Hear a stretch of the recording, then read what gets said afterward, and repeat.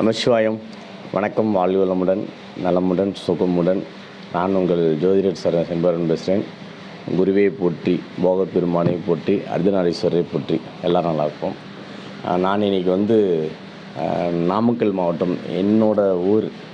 அந்த ஊரில் இன்றைக்கி நாடாளுமன்ற தேர்தல் வேட்பாளர்களில் யார் ஜெயிப்பாங்க, ஜோதி ரீதியாக ஒரு கருத்து கணிப்பு போடுறேன். ஏற்கனவே கோயம்புத்தூர் போட்டிருந்தேன்.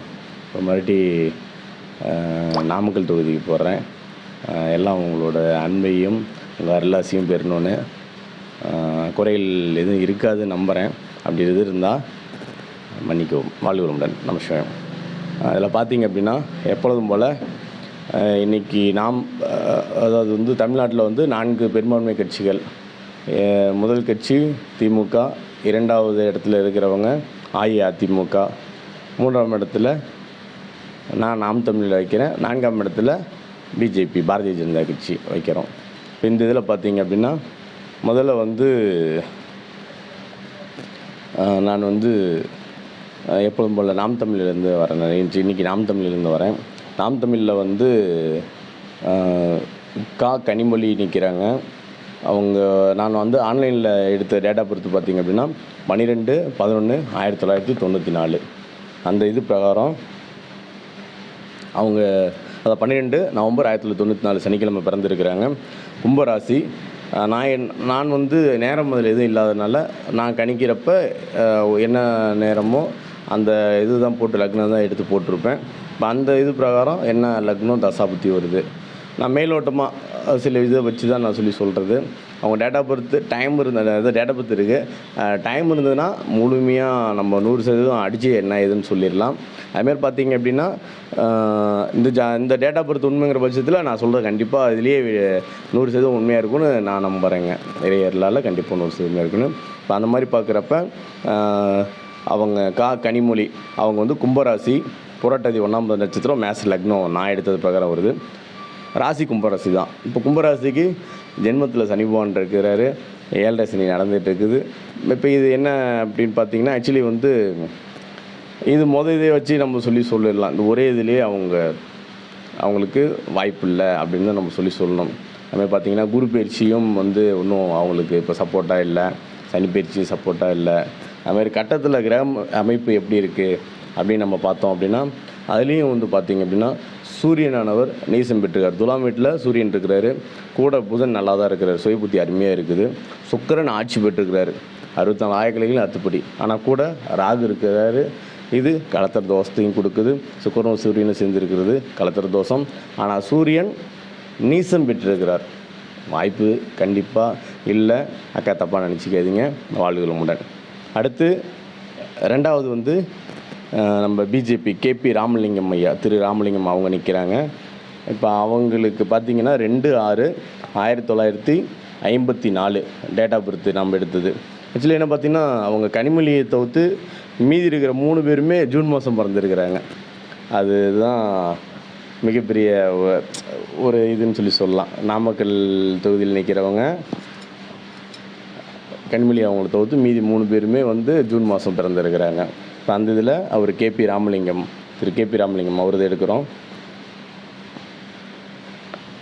அவர் பார்த்திங்க அப்படின்னா, நம்ம எடுத்தது பிரகாரம் அதாவது 2/6/1954 புதன்கிழமை பிறந்திருக்கிறாரு. அந்த இது பிரகாரம் பார்த்திங்க அப்படின்னா மிதுன ராசி வருது. மிதுன ராசிக்கு இருந்ததுக்கு இப்போ கொஞ்சம் பரவாயில்ல, நல்லா இருக்குன்னு சொல்லலாம்.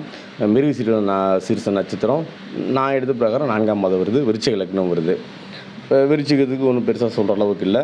அது விருச்சிக லக்னம் நம்ம போட்டிருக்கிறோம்.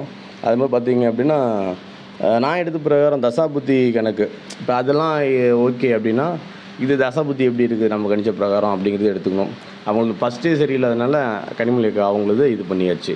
இப்போ 2வது ஐயாவது பார்த்திங்க அப்படின்னா, கேது தசை கேது புத்திங்க நான் எடுத்துருக்கிறது. இப்போ கேது தசை இருந்தது அப்படின்னா, அப்போ இவங்களுக்கும் இதுலேயே ஒரு தடுமாற்றத்தை கொடுக்குது. கட்டத்தில் பார்த்திங்க அப்படின்னா, சூரியன் பகை பெற்றிருக்கிறார். எங்கள் ரிஷப வீட்டில் சூரியன் பகை பெற்றிருக்கிறார். ஏன்னா அரசாங்க அனுகூலங்களுக்கு மெயினாக நம்ம சூரியன் தான் எடுக்கணும். அதனால தான் சூரியனை மட்டுமே வச்சு நான் பொதுவாக தான் நான் இது பண்ணிகிட்ருக்கேன். இப்போ எல்லாத்துக்கும் ஓரலாக இதாக இருந்தால் இதுக்கு முன்னாடி பார்த்திங்கன்னா சோழியும் ஒரு ரேட்டு போட்டு பார்த்துக்கிட்டேன் நான், என்ன சொல்கிறது கரெக்டாக இருக்குமா அப்படின்ட்டு இறையர்களுக்கோசரம். இப்போ அது பிரகாரமும் பார்த்திங்க அப்படின்னா இவங்களுக்கு சூரியன் பகை பெற்றிருக்கிறது, இவங்களுக்கும் கொஞ்சம் வாய்ப்புகள் குறைவு தான் ஏற்படுத்தி கொடுக்குறாங்க அப்படின்னு சொல்ல வரேன் நான். சரிங்களா? அடுத்து மூன்றாவதாக வந்து பார்த்திங்க அப்படின்னா தமிழ்மணி, திரு தமிழ்மணி ஐயா அவரது எடுக்கிறோம். அஇஅதிமுகவை சேர்ந்த திரு தமிழ்மணி அவரது எடுக்கிறோம். அவர் வந்து பார்த்திங்க அப்படின்னா 16/6/1959 பிறந்திருக்கிறாரு. 16/6/1959 பிறந்திருக்கிறாரு.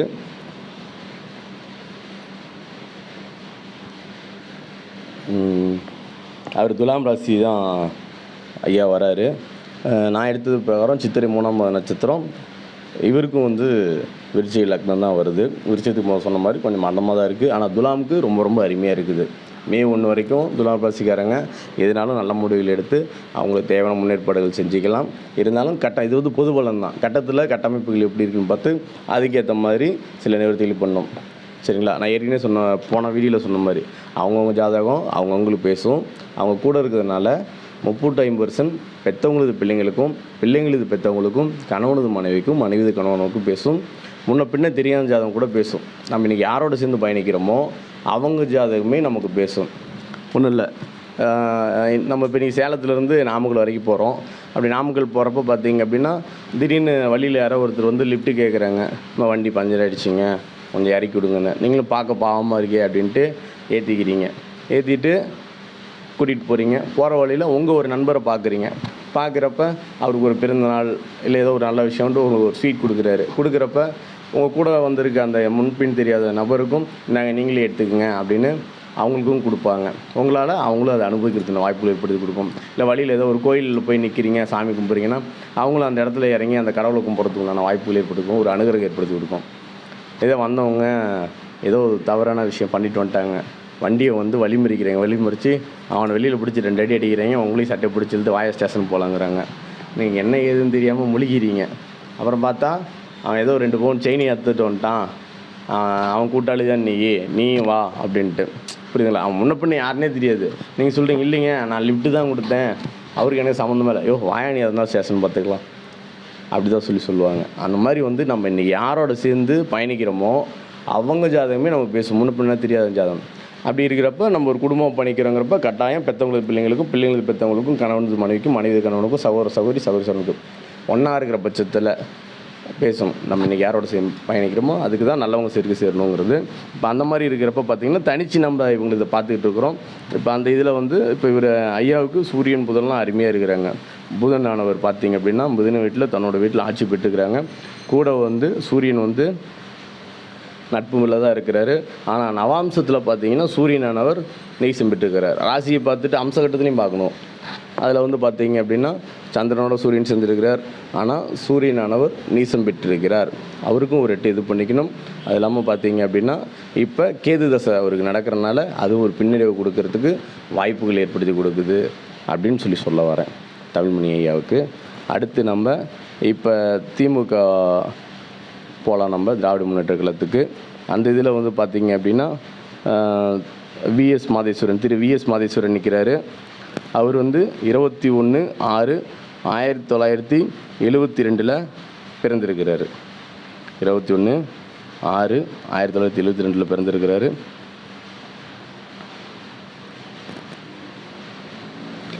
அவரும் துலா ராசி தான் வராரு. நாம் எடுத்தது பிரகாரம் சுவாதி 1 நட்சத்திரம் வருது. இவரும் பார்த்திங்கன்னா விருச்சிக லக்னம் தான் வருது. இப்போ ராசி இதை வச்சு பார்க்குறப்போ ஓகே. ஆனால் லக்ன இதுக்கு விருச்சிகத்துக்கு கொஞ்சம் மந்தமாக இருந்தாலும் அடுத்து தசாபுத்தி எப்படி இருக்குது நம்ம இப்போ ஓட்டது பிரகாரம் கணிப்பு பிரகாரம் அப்படின்னு பார்த்திங்க அப்படின்னா இவருக்கு புதன் தசை இருக்குது. புதன் தசை நல்லா இருக்குது. புதன் வித்தியாகாரகன், தன்னைத்தானே சுயமாக மேம்படுத்தி கொடுப்பாரு, முன்னேற்றத்தை கொடுப்பாரு, தன்னை வந்து முழுமையாக நிரூபிக்கிறதுக்கு உண்டான வாய்ப்புகளை இந்த புதனான கொடுப்பார். ஏன்னா புதன் வித்தியாகாரகன். அப்போ இந்த புதன் தசை அவருக்கு உதவியாக தான் இருக்குது அப்படின்னு சொல்லலாம். இது அவருக்கு ஒரு ப்ளஸ் பாயிண்ட்டாக அமையுது. அது மாதிரி கட்டத்துக்கு போகலாம். கட்டத்தில் சூரியன் அமைப்பு எப்படி இருக்குன்னு பார்க்கலாம். இவருக்கும் பார்த்திங்க அப்படின்னா மிதுனத்தில் சூரியன் இருக்கிறாரு, கூட புதன் இருக்கிறாரு, அது இல்லாமல் சுக்கிரனும் சேர்ந்துருக்கிறாரு. புதன் தன்னோட வீட்டில் ஆட்சி பெற்றிருக்கிறார். சூரியன் நட்பில் இருக்கிறார். இங்கே சுக்கிரனும் நட்பில் தான் இருக்கிறாரு. இப்போ சூரியனோட எந்த கிரகம் சேர்ந்தாலும் அவங்க தன்னோட இதிலேருந்து மதிப்பை இலக்கு தான் செய்வாங்க. ஆனால் இருந்தாலும் இங்கே அடிஷ்னல் ஒரு கிரகம் இருக்கிறது பலத்தை தான் கொடுக்குது அப்படின்னு நம்ம சொல்லலாம். 8ல் சுக்கிரன் இருக்கிறது மிக மிக சிறப்பு தான். இங்கே சூரியனும் வந்து நட்பில் இருக்கார். புதன் ஆட்சி பெற்றிருக்கிறார். இவருக்கு கட்ட ரீதியாகவும் ப்ளஸ் பாயிண்ட் இருக்குது. நவாம்ச அம்ச கட்டத்துலேயும் பார்த்தீங்க அப்படின்னா குரு வீட்டில் வந்து, அதாவது தனுசு வீட்டில் சூரியன் இருக்கிறாரு. அங்கே கூட சந்திரனும் இருக்கிறார். இது இவருக்கு மிகப்பெரிய ப்ளஸ் பாயிண்ட்டாகவும் அமையுது. இப்போ தசாபுத்தியும் நல்லா இருக்குது, கிரகப்பயிற்சியும் நல்லா இருக்குது. அப்போ இவருக்கு தான் அதிகமாக வாய்ப்பு ஏற்படுத்தி கொடுக்குது. அப்போ நான் கணிச்சது பிரகாரம், என்னோடய சிற்றறிவு கெட்டிய பிரகாரம், இந்த ஜோதிட இதில் நான் இந்த இதில் சொன்னது பிரகாரம் பார்த்தீங்க அப்படின்னா, இப்போ விஎஸ் மாதேஸ்வரன் அவர் தான் ஜெயிக்கிறதுக்கு வாய்ப்புகள் மிக மிக அதிகமாக இருக்குது அப்படின்னு சொல்ல வரேன். குற்றம் குறை இருப்பின் மன்னிக்கவும். எனக்கு ஆக்சுவலி வந்து இந்த டேட் ஆஃப் பர்த் மட்டும் வச்சுமே நான் மேம்போக்காக எடுத்து சொல்லிக்கிட்டு இருக்கிறேன். யாரும் கோவப்படாதீங்க, இதை திட்டி போட்டாதீங்க. எது நம்மளோட இதுக்கு தெரிஞ்ச ஒரு கலை, இதை 4 பேர்த்துக்கு இதை தெரியப்படுத்துவோம். ஒரு க்யூரியாசிட்டி தானே. ரிசல்ட் வந்து ஜூன் 4 வருது. அதுக்குள்ளே இந்த ஜோதிட கலையில் எனக்கு தெரிஞ்சதை வச்சு ஏதாவது சொன்னோம் அப்படின்னா மக்களுக்கு இந்த ஜோதிடத்து மேலே ஒரு நம்பிக்கைகள் வரத்துக்கு வாய்ப்புகள் ஏற்படுத்தி கொடுக்கும். ஏன்னா இன்றைக்கி வந்து எல்லாம் 3 மாதம் 1 வருஷம் அப்படின்னு சின்ன சின்ன கோர்ஸில் கற்றுக்கிட்டு மக்கள் மத்தியில் வந்து இந்த ஜோதிட கலையை வந்து பார்த்திங்க அப்படின்னா தவறாக ப்ரொஜெக்ட் பண்ணுறாங்க பணத்துக்காக. நானும் பணம் வாங்குறேன் இல்லைன்னு சொல்ல, ஆனால் நியாயமான முறையில் வாங்குகிறேன். பரிகாரத்துக்குன்னு யாராவது காசு உங்ககிட்ட வாங்கினாங்க அப்படின்னா நீங்கள் அந்த ஜோதிடத்தெல்லாம் போய் ஜோதிடம் பார்க்காதீங்க, சரிங்களா? ஏன்னா உங்களுக்கு அதான் நம்மளை விட யாரும் நல்லது பண்ண முடியாது. நம்ம கர்மாவை நாம் தான் கழிக்கணும். அப்போ நீங்கள் எளிய முறையில் கழிக்கிற மாதிரி பரிகாரங்கள் யார் சொல்கிறாங்களோ அந்த ஜோதிடர் போய் ஜோதிடம் பாருங்கள். வாழ்க்கையில் வெற்றி பெறலாம், எல்லாம் நல்லா இருக்கலாம். நான் வந்து ஒரு சாமானியன் தான், நானும் ஒரு மனிதன் தான். இறையர்களால் எனக்கு தெரிஞ்ச கலையை வச்சு சொல்கிறேன். இங்கே யாரும் கடவுள் இல்லை, கடவுள் இல்லை. அவங்க சொல்கிறதெல்லாம் அப்படியே நடக்கிறதுக்கு இறை அருளாசியில் அவங்களுக்கு தெரிஞ்ச ஒரு கணிதத்தை ஒரு கணக்கு வச்சு ஒரு கலை இதில் ஒரு தெரியப்படுத்துறது தான், சரிங்களா? எல்லாரும் நல்லா இருப்போம். வாழ்க சுகமுடன் நலமுடன். நம சிவாயம். நான் அடுத்து கரூர் தொகுதி போட போகிறேன். அதுவும் ஒரு எதிர்பார்ப்புல இருக்குது. அடுத்த வீடியோவில் நம்ம எல்லாம் சந்திப்போம். மகிழ்ச்சிங்க. எல்லோரும் நல்லாயிருப்போம். வாழ்க வளமுடன். நமஸ்காரம். வாழ்க வளமுடன். அதுமாரி மன்னிக்கவும், வீடியோவுக்கு நல்ல ரெஸ்பான்ஸ் பண்ணியிருந்தீங்க.